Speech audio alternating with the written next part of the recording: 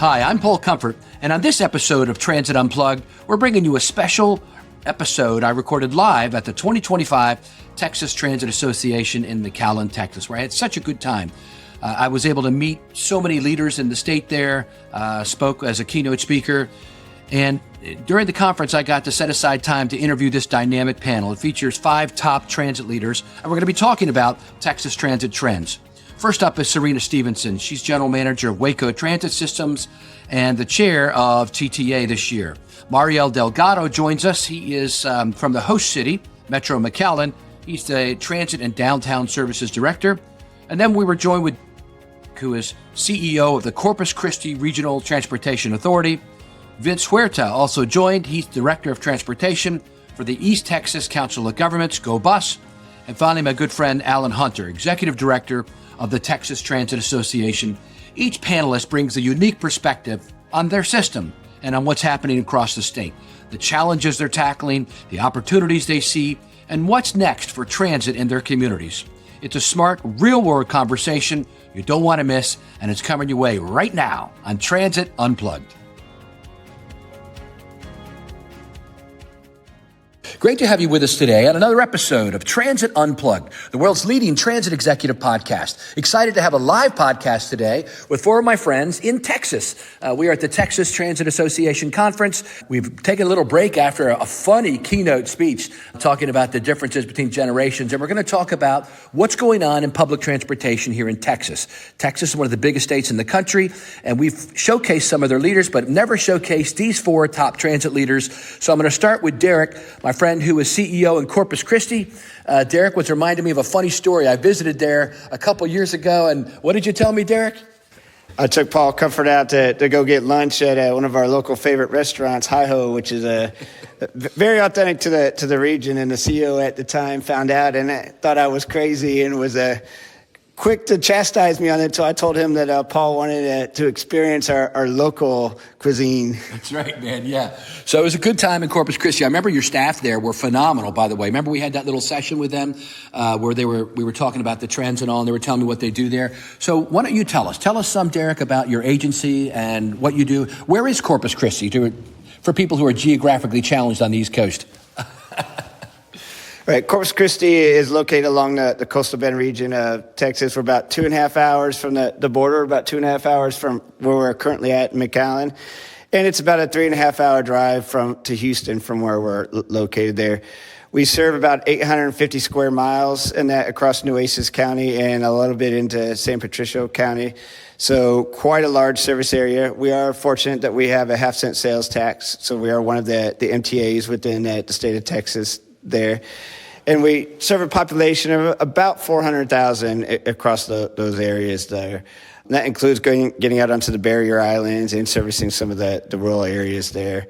So part of what makes us unique is that service area. And we have, like a lot of Texas, our population is very spread out. We're not very dense there. So trying to provide the essential trips that are needed on the islands and also in the rural areas and bring them into the metropolitan area is one of the major challenges that we always have there.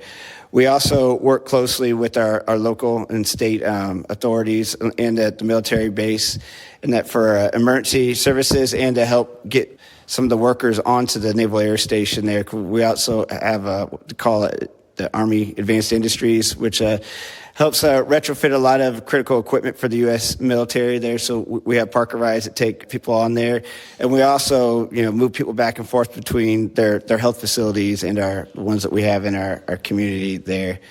We operate a combination of fixed route, paratransit, van pool, plus contracting some of our rural services out to some of the other transit providers in the area.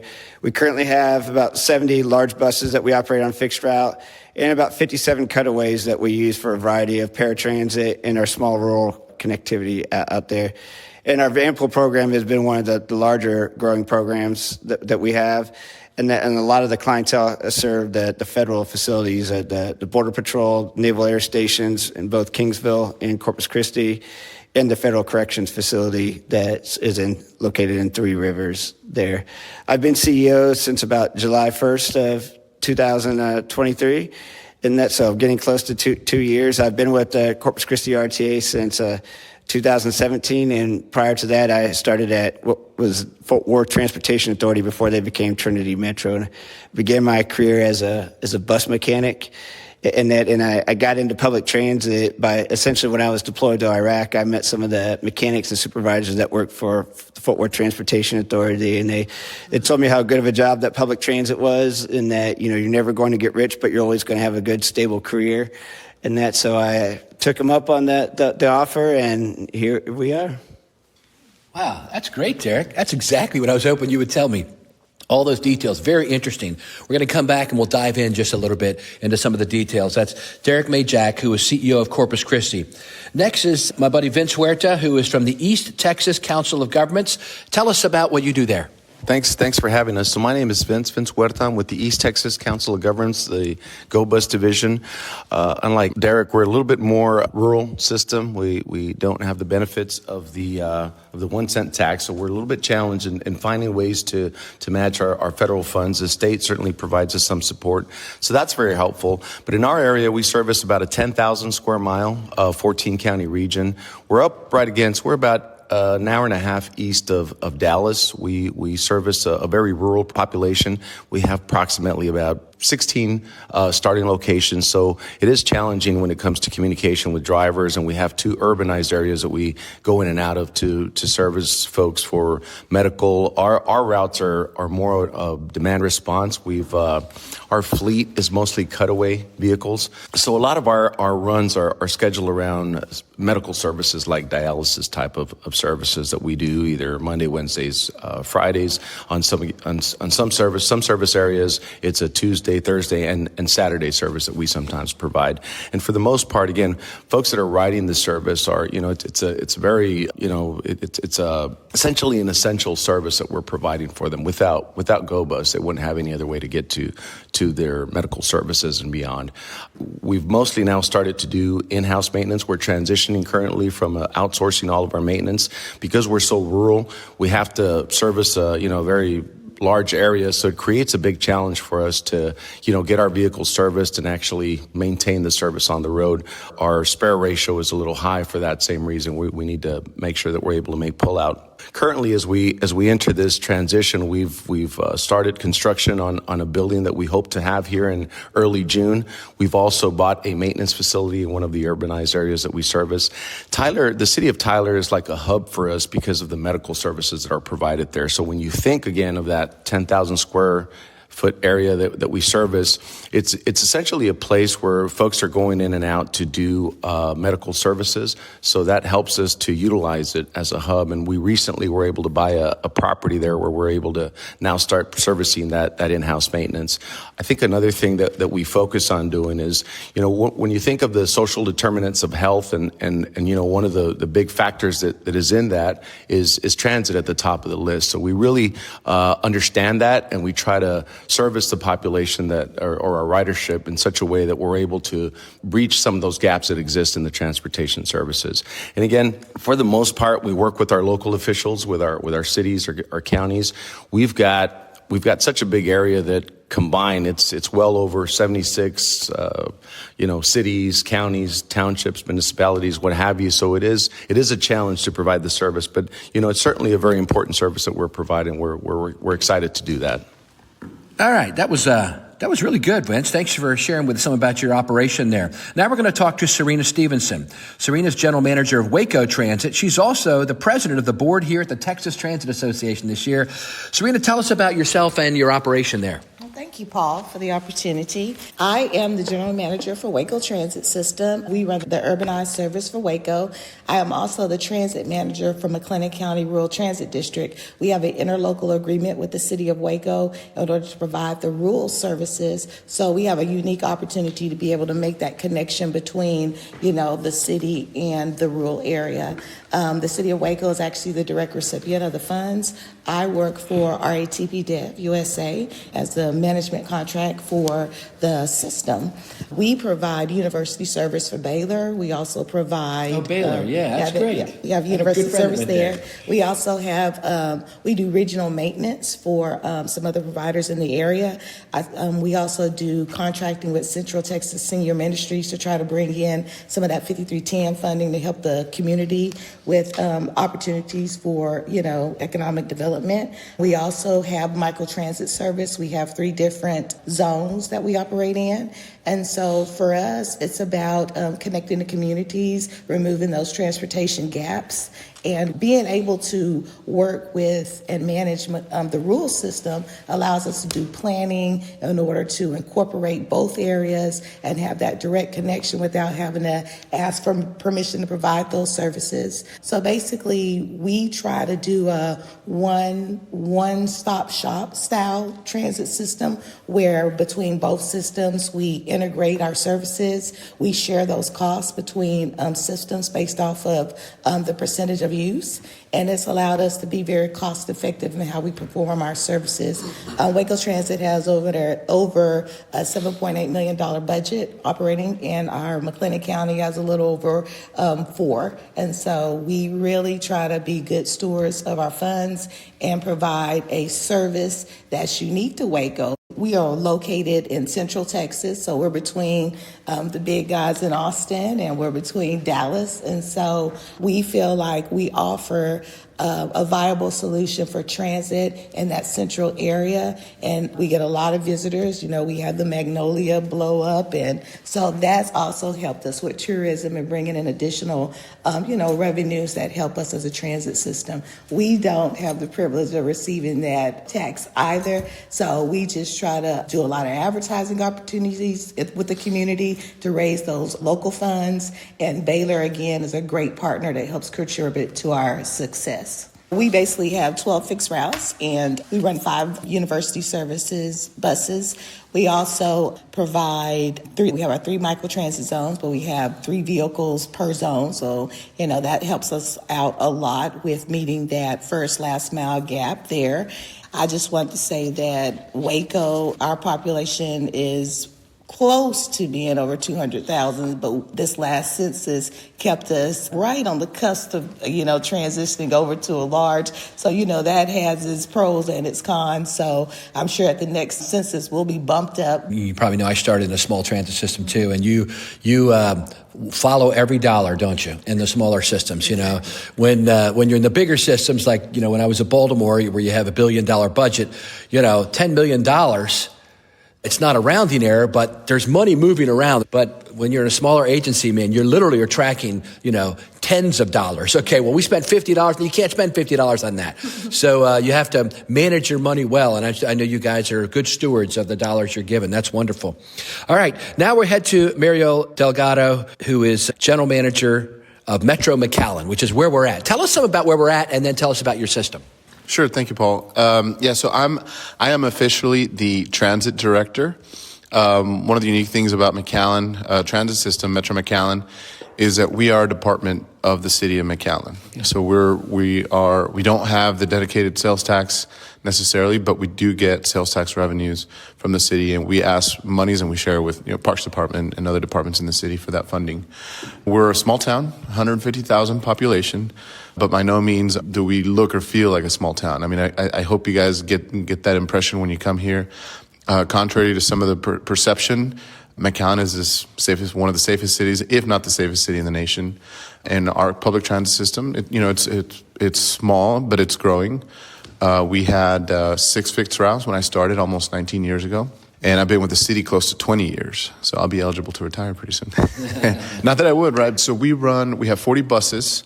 We run fixed route, 12 fixed route, and micro transit.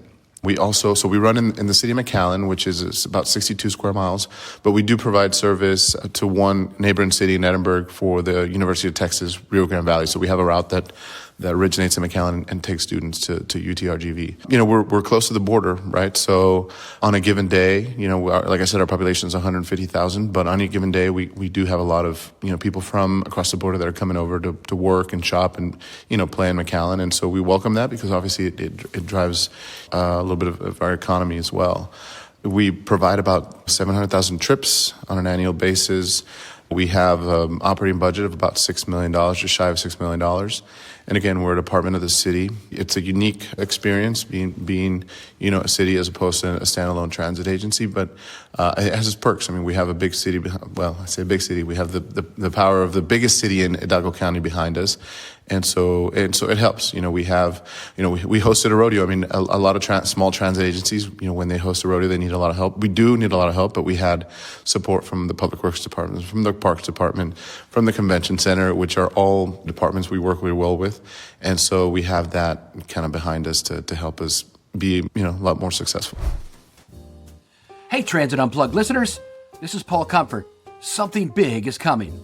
Transit Unplugged has grown in ways we've never imagined, from in-depth conversations with top transit leaders to award-winning travel videos reaching audiences of millions around the world. We've been on an incredible journey together. Now it's time for the next chapter, a fresh look, a bold new vision. But don't worry, our mission stays the same: to inspire with meaningful stories, to spark industry conversations, and showcase the best in public transportation and mobility. This rebrand represents our growth, fresh energy, and our commitment to you, our listeners and viewers. The countdown starts now. Stay tuned and let us know what's been your favorite Transit Unplugged moment. All right, Derrick, we're back to you. Since we got four people here, Derrick Majchszak is CEO of Corpus Christi, I want to talk about the role of public transportation in the community of Corpus Christi and how, a lot of people, we have a TV show, Transit Unplugged TV, and we go to a different city every month and we showcase the food, the fun, and the culture of that city. And then we show their public transportation system behind the scenes, talk to the leaders, and we show how the transit system really is like the veins of the city that's moving all the blood around, moving all the people around, the heart of the city. It's the network by which people move, not only employees getting to their jobs, but as you were just talking about, tourists coming into your town, people coming from outside of town spending. Tell us about the role of your public transit system in the economic vitality of the region of Corpus Christi. Absolutely. And this is something that's evolved quite a bit over the pandemic and coming out of there. Yeah. Before the pandemic, we had pretty good student ridership, but you probably represented, 10% of our daily ridership. But as our university at Texas A&M Corpus Christi has continued to grow, one of the things they advertise is that they're on an island, and they literally are on an island. There's only one way on, one way off. So every time they build a building on there, it takes up their parking lot space, which helps generate even more ridership for us. So that, and with the struggles that some of our local school systems have had, we've offered free rides for our school children, anybody, K through 12th grade. And we have the partnerships with Texas A&M Corpus Christi and our community college, Del Mar, that help pay in. So now any given day, we're looking at 25-30% of our ridership is student-based. And some of that is not just them going to school. It's a lot of it has been us kind of redesigning some of our routes and our frequencies so that they can get to town, to the shopping areas, and so they can buy the clothes, the groceries, get to the fast food restaurants, and many of them that are employed so they can get to the local Whataburger or H-E-B where they're working at. So that's become a large portion of our ridership. And a lot of the tourism industry is really based off of the people that work there, and a lot of those are the ones that ride our routes to go to work at the department stores, the ones that go and work at the hotels, they work at the restaurants that everybody's eating at there. And as I mentioned earlier, we also, partner with some of our local industry to offer either park and ride shuttles, or we've offered specific van pools for them at times to help get their workers in.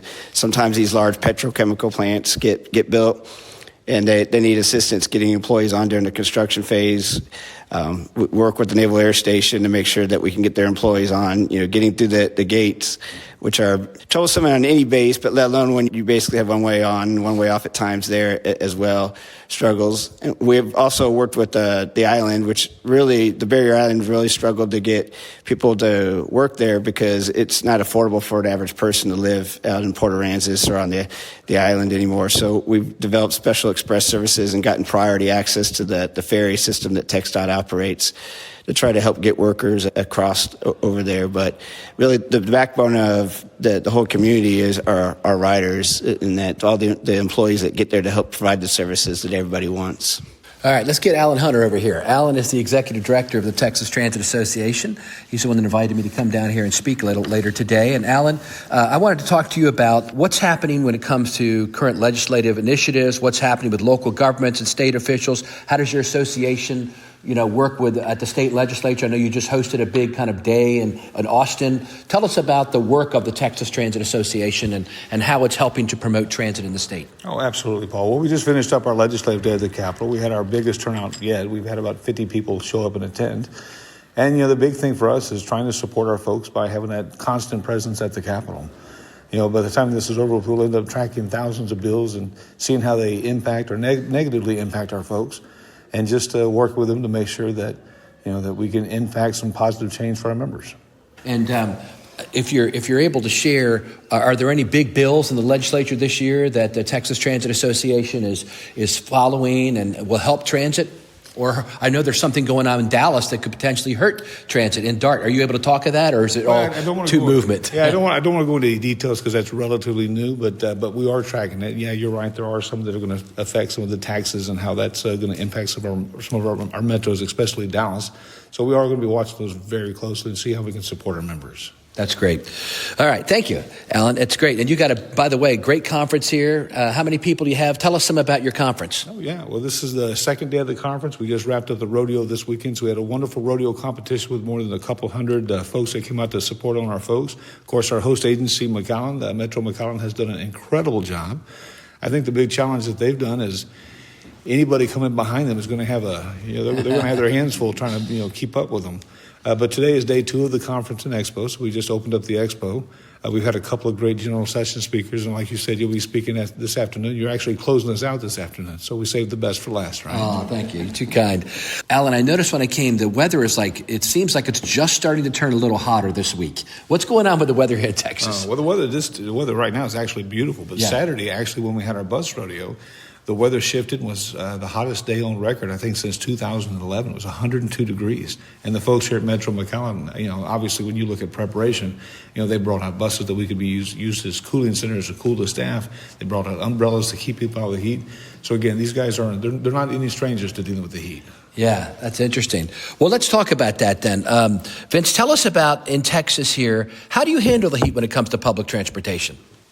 Sure, Paul. So there's a lot of challenges when it comes to the heat, particularly in East Texas. We run a very rural system, so it's really important for us to stay on top of our vehicle maintenance, prepare ourselves as best as we can. We do ensure that we do an extra set of reviews on our vehicles to ensure that they're ready for the heat that we have in East Texas. But along with that, we do training for our drivers to ensure that they're carrying waters on their vehicles, that they're trained to react, particularly if we have a breakdown or a situation like that. But ideally, what we try to do is train our staff, try to be as effective and efficient with the resources that we have, and certainly work with our dispatching folks to ensure that we're being, again, just prepared as best as we can for some of the heat that we're facing, primarily focusing on the planning part of that, ensuring that vehicles are set and ready to go in the condition to deal with the hot weather that we have in East Texas. Great. And what are you doing with fuel?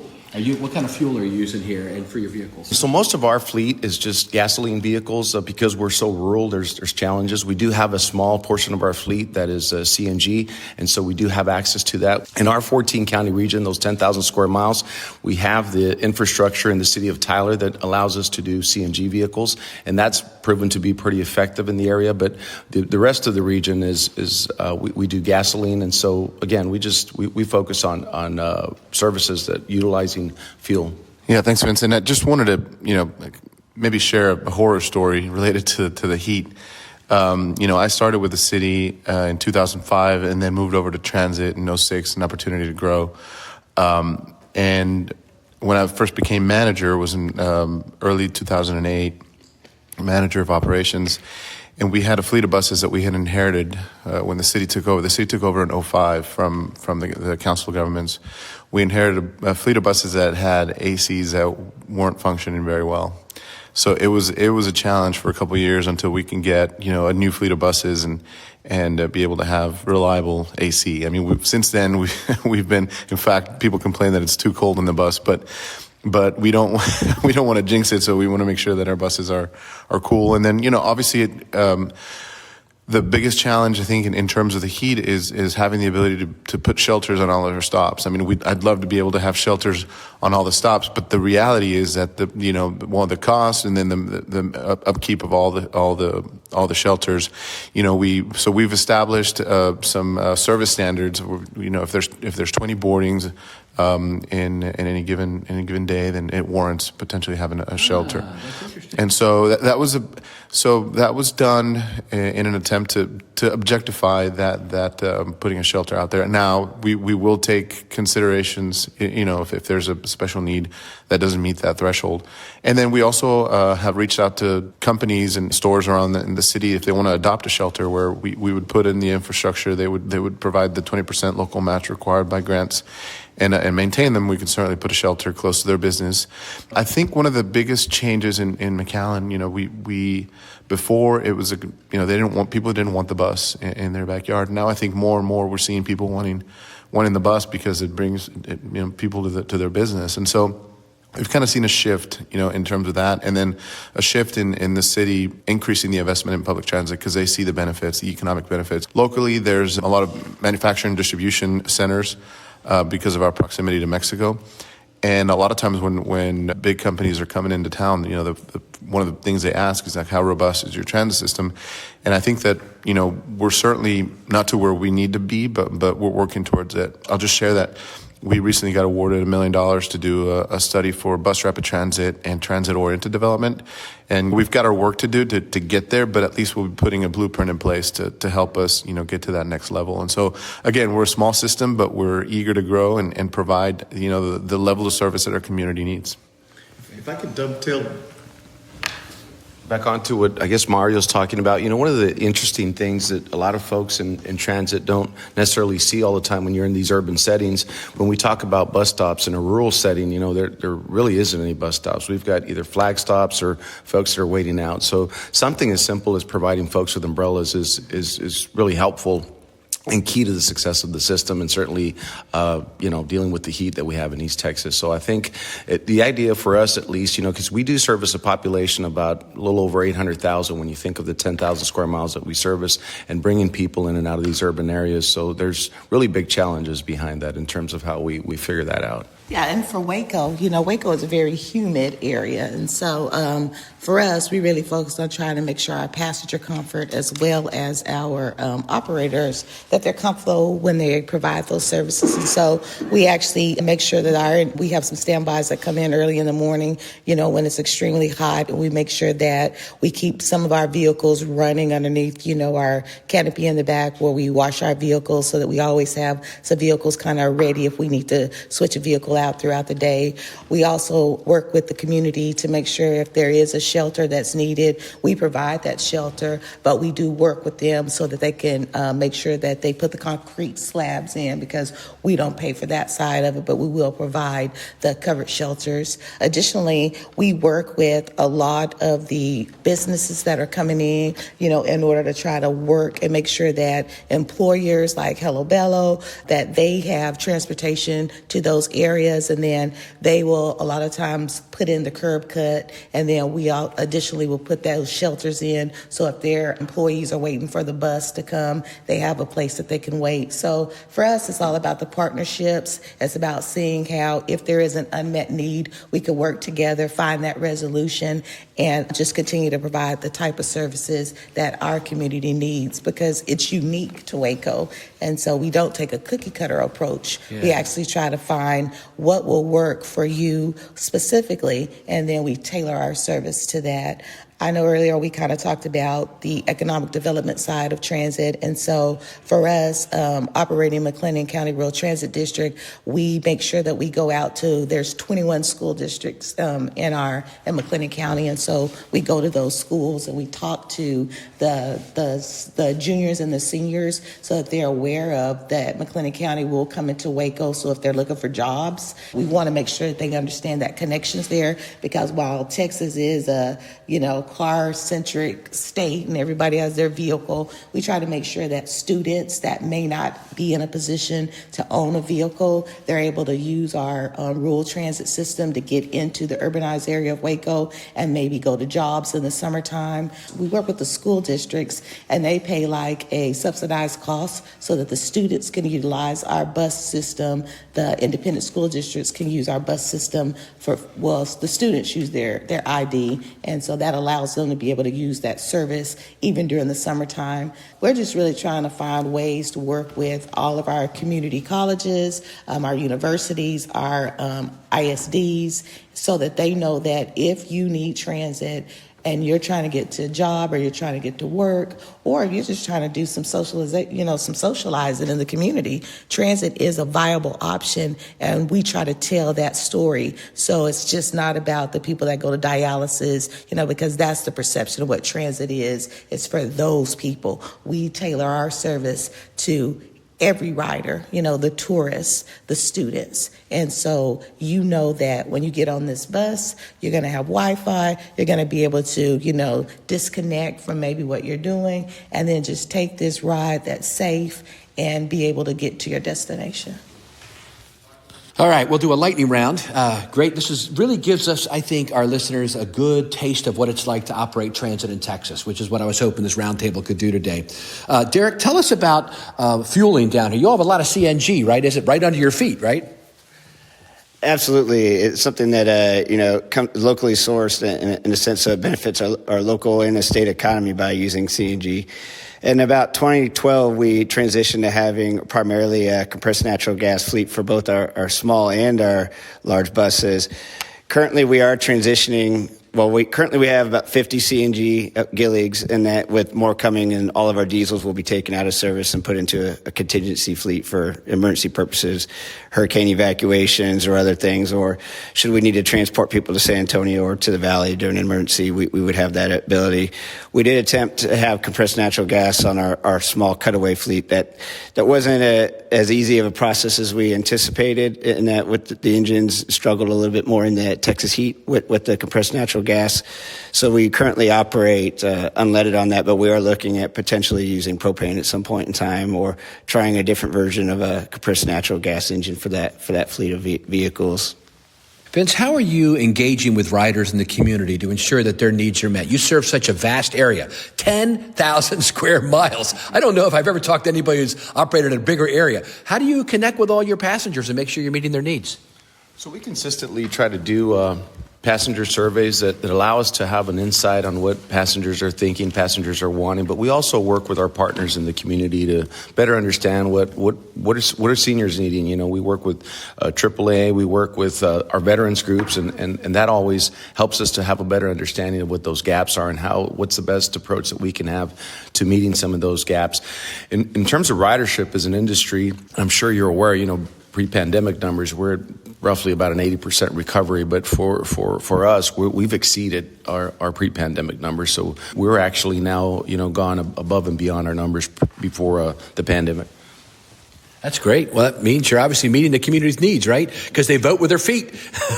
Are they going to ride or not ride, right? That's wonderful. All right. Serena, what's one thing you wish more people understood about public transit in Texas? I wish that people would understand that for you to have the transit system of the future, you must invest in transit today. People want to say, we want, battery electric buses, we want all of these things, but if you don't start building that foundation today, you cannot evolve into the type of system that all riders, choice riders, just anyone who sees transit in the community, see it as a viable option. So invest now so that your people and your communities have what they need in the future. All right. Final question, Mario. How can listeners support or get involved with transit initiatives in Texas?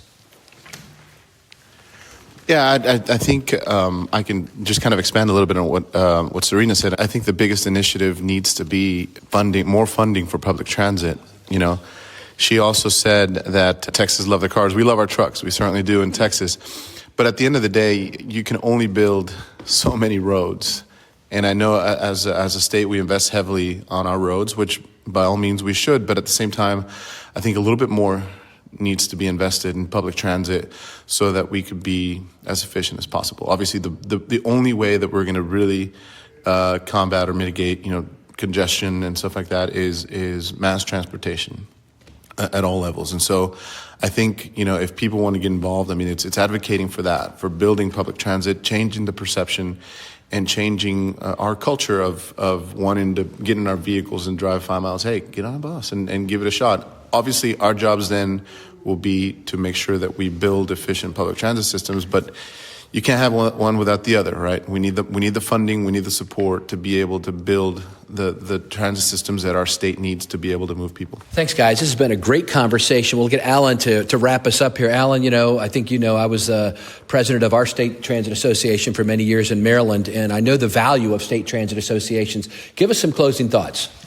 Well, Paul, the big thing I just want to say is, you can tell, as with any association, it takes a strong board. And you can tell from the conversation this morning, from some of our board members this morning, that we've got a great cross-section of folks representing TTA. And it's that strength that I think is really helping to guide and direct us. And so for this conference, we're looking for a strong finish today.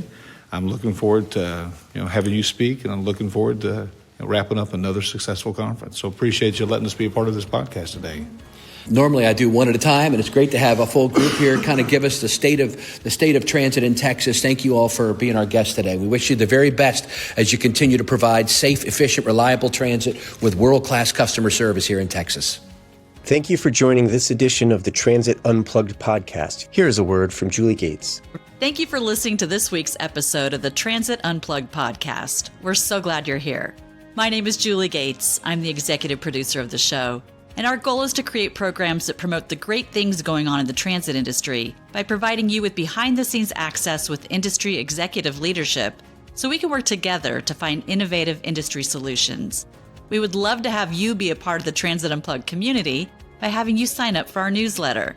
Head to the show notes to find the link.